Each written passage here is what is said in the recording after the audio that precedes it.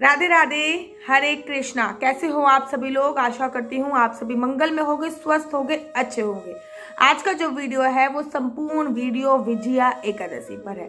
विजया एकादशी जैसे कि नाम से ही प्रतीत होता है कि विजय दिलाने वाली एकादशी। क्या आप लोग जानते हो कि विजया एकादशी एक का व्रत भगवान राम ने भी किया था, भगवान श्री कृष्ण ने भी किया था। और तो और ये विजया एकादशी का व्रत भगवान श्री कृष्ण के कहने पर युधिष्ठिर जी ने भी किया था और उसके बाद उनको महाभारत युद्ध में विजय प्राप्त हुई थी। इसके पीछे अनेकों कथाएं हैं, वो कथा मैं आपको अंत में बताऊंगी। सबसे पहले मैं आपको बता देती हूँ कि विजया एकादशी का शुभ मुहूर्त क्या है, मुहूर्त क्या है, पारायण समय, संपूर्ण जानकारी का समावेश आपको इस वीडियो में मिलने वाला है, तो मेरे साथ अंत तक जरूर बने रहिएगा।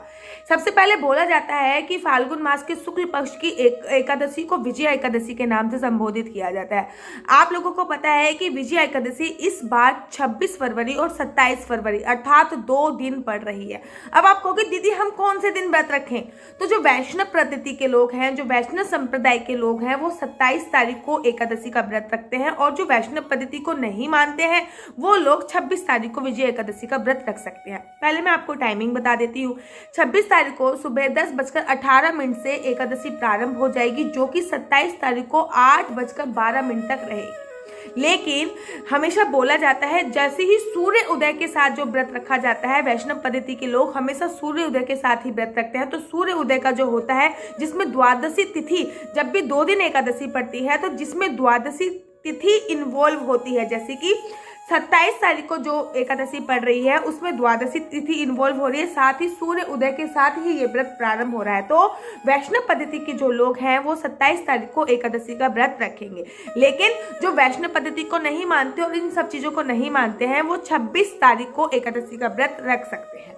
तो चलिए, पारायण कब करना है? पारायण आपको 26 तारीख को जो लोग व्रत रखेंगे वो पारायण 27 तारीख को करेंगे। लेकिन इस बात का ध्यान रखना है कि आपको जब भी पारायण करना है तो वो 9 बजे के बाद करना है। लेकिन 27 तारीख को जो लोग व्रत रखेंगे वो लोग इस बात का ध्यान रखें कि आपका पारायण 28 तारीख को 9 बजे से पहले हो जाना चाहिए।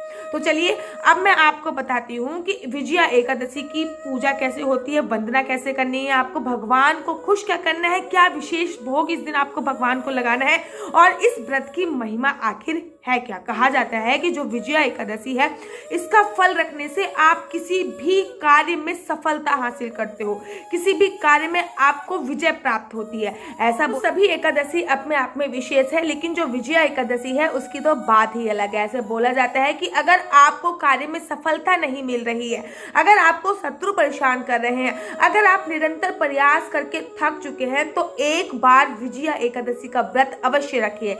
विजया एकादशी के व्रत के प्रभाव से भगवान श्री राम ने लंका पर विजय प्राप्त की थी।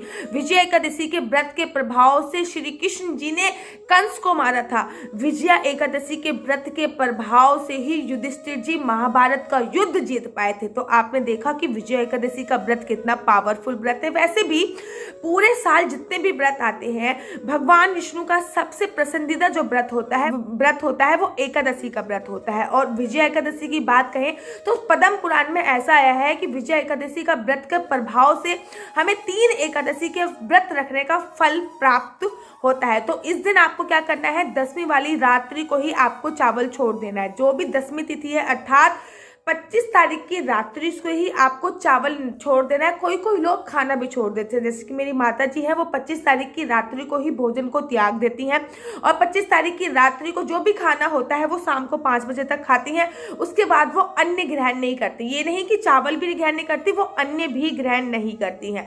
उसके बाद आपको 10वीं वाली रात को किसी भी प्रकार का कोई संभोग नहीं करना है, पति के साथ नहीं रहना है और सुबह एकादशी वाले दिन आपको ब्रह्म मुहूर्त में उठना है और अपने आप को स्वच्छ आदि निर्मित करके सोच इत्यादि करके आपको स्वतः पीले वस्त्र धारण करते हैं। हमेशा बोला जाता है कि भगवान विष्णु का, बाके बिहारी का जो पसंदीदा रंग है वो पीला रंग है। अगर आप पीले वस्त्र इस दिन धारण करते हो तो भगवान विष्णु की विशेष कृपा आप पर प्राप्त होती है। आपको खुद भी पीले वस्त्र धारण करने हैं, अगर आपके घर पे बाल गोपाल, लड्डू गोपाल है तो उनको भी पीले वस्त्रों ही धारण कराइए। ऐसा बोला जाता है किसी भी एकादशी पर अगर आप किसी भी नदी का जल डालकर स्नान करते हैं तो उस एकादशी का पुण्य आपको जरूर मिलता है और ज़्यादा मिलता है। जैसे कि विजया एकादशी 27 तारीख की है तो 27 तारीख को आप गंगा जल या फिर यमुना जल से स्नान कर सकते हैं। अगर आपके पास किसी भी प्रकार का कोई जल नहीं है तो आप उस दिन आंवले के पानी से कुछ आंवले की बूंदे या फिर आंवला, कच्चा आंवला पानी में मिलाकर आप उससे भी स्नान कर सकते हैं। कहते हैं किसी भी एकादशी पर, अगर केवल आंवला एकादशी की बात नहीं कर रही मैं, किसी भी एकादशी पर अगर हम आंवले का जल से स्नान करते हैं तो हमें अश्वमेध यज्ञ का फल प्राप्त होता है। और ऐसे भी बोला जाता है कि विजया एकादशी पर अगर हम हल्दी की कुछ बूंदे पानी में डाल लें और उसके बाद स्नान करें तो ये बहुत उत्तम और अति उत्तम माना जाता है। विजया एकादशी पर आप लोगों को सुबह ब्रह्म मुहूर्त में उठना है, शौच आदि से निर्वित होने के बाद पीले वस्त्र पहनने हैं, भगवान को भी पीले वस्त्र पहनाने हैं। इस दिन आपको गंगा जल, यमुना जल से स्नान करना है या फिर आंवले के जल से स्नान करना है। उसके बाद एक चौकी लगानी है, हाथ पे संकल्प लेना है। संकल्प वैसे तो अक्षत से लिया जाता है लेकिन इस दिन अक्षत की मनाही होती है, किसी भी एकादशी में अक्षत की मनाही होती है। तो आप किसी भी पुष्प से या फिर 1 रुपए का सिक्का, 2 रुपए का सिक्का हाथ पे रखकर, पुष्प हाथ में रखकर, गंगा जल हाथ में रखकर, इनमें से कोई भी चीज आप हाथ में रखकर संकल्प ले सकते हैं। आंखें बंद करके मंदिर के सामने, चौकी के सामने आपको संकल्प लेना है कि हे भगवान विष्णु, आज मैं आपका दिल से, हृदय से, समस्त भावनाओं से आपका विजया एकादशी का व्रत रख रही हूँ। इस एकादशी के दौरान मैं किसी भी प्रकार की कोई भी मेरे से भूल ना हो जाए, आप इस व्रत को पूर्ण करना, ऐसा आपको संकल्प लेना है। और संकल्प लेने के तत्पश्चात आपको पूजा करनी है। पूजा जैसे भी आप विधि विधान से करते हैं उस हिसाब से आपको पूजा करनी है। पूजा करने के तत्पश्चात आपको एकादशी की कथा अवश्य पढ़नी है। एकादशी की कथा पढ़ने के बाद कोशिश कीजिए कि उस दिन आप पूरे दिन अखंड ज्योत जला के रखिए। उस अखंड ज्योत में 1 चुटकी हल्दी अवश्य डाल दीजिए। अगर आप अखंड ज्योत जलाने में असमर्थ हैं तो आप रात्रि के समय 1 ज्योत अवश्य जला के रखिए जो पूरी रात जल सके। उसमें भी आपको 1 चुटकी हल्दी डालनी है। ज्योत आप किसी की भी चीज की जला सकते हैं, चाहे तो आप तिल के तेल की भी जला सकते हैं या फिर घी के तेल की भी आप ज्योत जला सकते हैं। अगर आप अखंड ज्योत नहीं जलाते तो आप रेगुलर जो भी ज्योत जला सकते हैं उसका पालन कीजिए। पूरे दिन भगवान के नाम का गुणगान कीजिए, भगवान के नाम का मेडिटेशन कीजिए। अब आप कहोगे दीदी भगवान के नाम का मेडिटेशन, मंदिर के सामने बैठ के ही आंखें बंद करके भगवान की लीलाओं को याद करिए। आप लोगों ने कथाएं तो सुनी होंगी, भगवान की बाल लीलाओं को आप याद कीजिए और खो जाइए भगवान विष्णु के नाम की मस्ती में, लाला के नाम की मस्ती में, कन्हैया के नाम की मस्ती में। इससे क्या होगा, आपका भगवान से भाव मिल जाएगा। अर्थात आप भगवान के नाम का मेडिटेशन करिए, कम से कम 15 मिनट करिए। आप देखिए आपको कितनी मानसिक शांति मिलती है और साथ ही के साथ आपसे भगवान के नाम का गुणगान भी होता चला जाएगा। पूरे दिन के लिए श्रद्धा भाव से व्रत रखिए। भगवान को इस दिन केले का भोग अवश्य लगाइए। तुलसी दल डाल के भोग लगाना अत्यंत आवश्यक होता है। इस दिन आपको शाम के समय अपने घर के मुख्य द्वार पर 2 दिए अवश्य जलाने हैं। उन दोनों दियों पर भी आपको हल्की सी हल्दी जरूर डालनी है। आपको उस दिन तुलसी माता की परिक्रमा करनी चाहिए। तुलसी माता की आप श्रद्धा अनुसार 7 या फिर 11 परिक्रमा कर सकते हैं। तुलसी माता पे भी इस दिन 1 दिया जलाना बहुत ज्यादा अति उत्तम माना जाता है। इस दिन भगवान को आप विजया एकादशी दिन वाले आप अगर केसर की मिठाई भगवान को भोग लगाते हैं तो वह भगवान को अत्यधिक प्रिय होती है। इस दिन हो सके तो रात्रि जागरण कीजिए। अगर आप इस दिन रात्रि जागरण नहीं कर सकते हैं तो कम से कम एक अखंड ज्योत जलाकर रात्रि के कम से कम 2 पहर तक या फिर 1 पहर तक तो भगवान के नाम का गुणगान अवश्य कीजिए।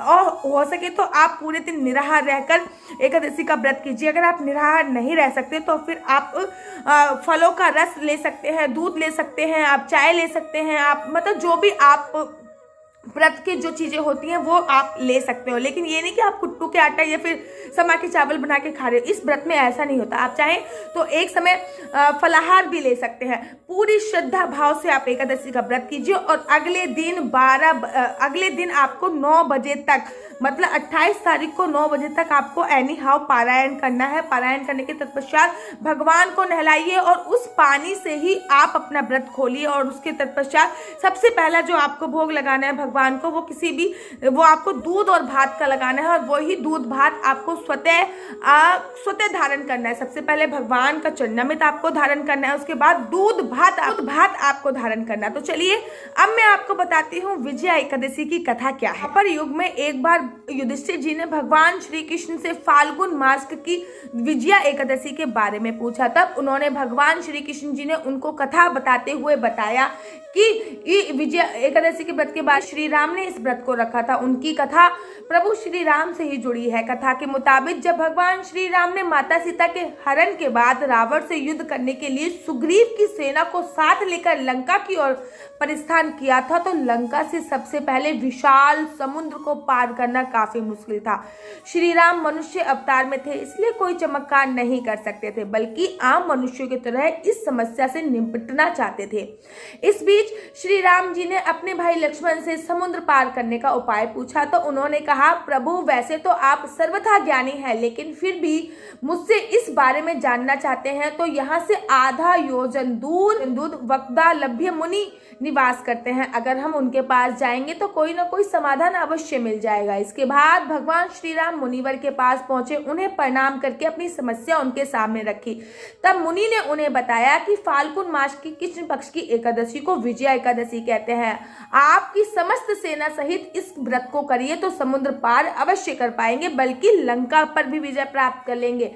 इसके बाद विजया एकादशी का दिन आया तो श्री राम जी ने और उनकी सेना ने मुनिवर के कहे अनुसार विधि विधान से व्रत रखा, और उसके बाद राम सेतु बनकर समुद्र को पार कर लिया और लंकापति रावण को भी युद्ध में हरा दिया। तो ये है जाता है कि ऐसा भी बोला जाता है कि द्वापर युग में भगवान श्री कृष्ण ने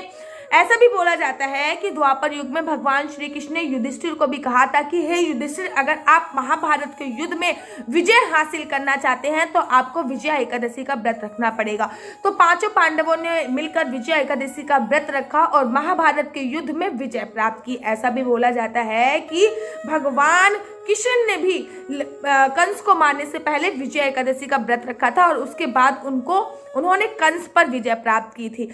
तो कैसी लगती है आपको मेरी वीडियो? अगर आपको मेरी वीडियो अच्छी लगती है तो आप अपना YouTube चैनल हरि बोल को लाइक शेयर सब्सक्राइब करना बिल्कुल भी मत भूलिए। आप सभी को विजया एकादशी की बहुत बहुत शुभकामनाएं। राधे राधे, हरे कृष्णा।